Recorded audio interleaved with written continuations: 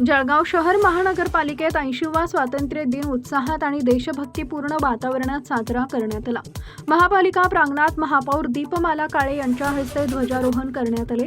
यावेळी वंदे मातरम आणि राष्ट्रगीत आणि भारत माता की जयच्या घोषणांनी परिसर दुमदुमून गेला। कार्यक्रमास महापालिका आयुक्त आदित्य जीवने, अतिरिक्त आयुक्त शोभा बाविस्कर, उपमहापौर मनोज चौधरी आणि स्थायी समिती सभापती डॉक्टर चंद्रशेखर पाटील यांची प्रमुख उपस्थिती होती। महापौर दीपमाला काळे यांनी नागरिकांना स्वातंत्र्य दिनाच्या शुभेच्छा देत जळगावला स्वच्छ, हरित, सुरक्षित आणि समृद्ध शहर बनवणं हे महानगरपालिकेचं प्रमुख ध्येय असल्याचं सांगितले। मूलभूत सुविधा, आरोग्य सेवा, शिक्षण आणि पायाभूत सुविधांच्या विकासासाठी प्रशासन प्रयत्नशील असल्याचं त्यांनी नमूद केले।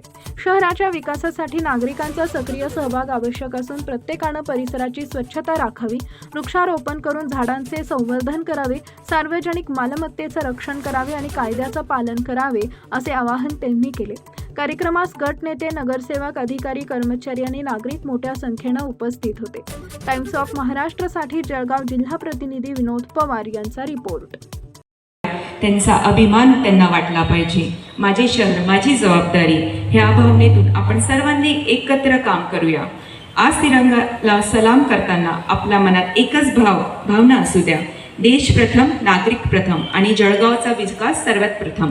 चला, स्वातंत्र्याच्या व अमृत महोत्सवी प्रवासाला पुढे नेत विकसित भारत आणि विकसित जळगावला घडविण्याचा संकल्प करूया। भारत माता की जय। जय हिंद, जय महाराष्ट्र।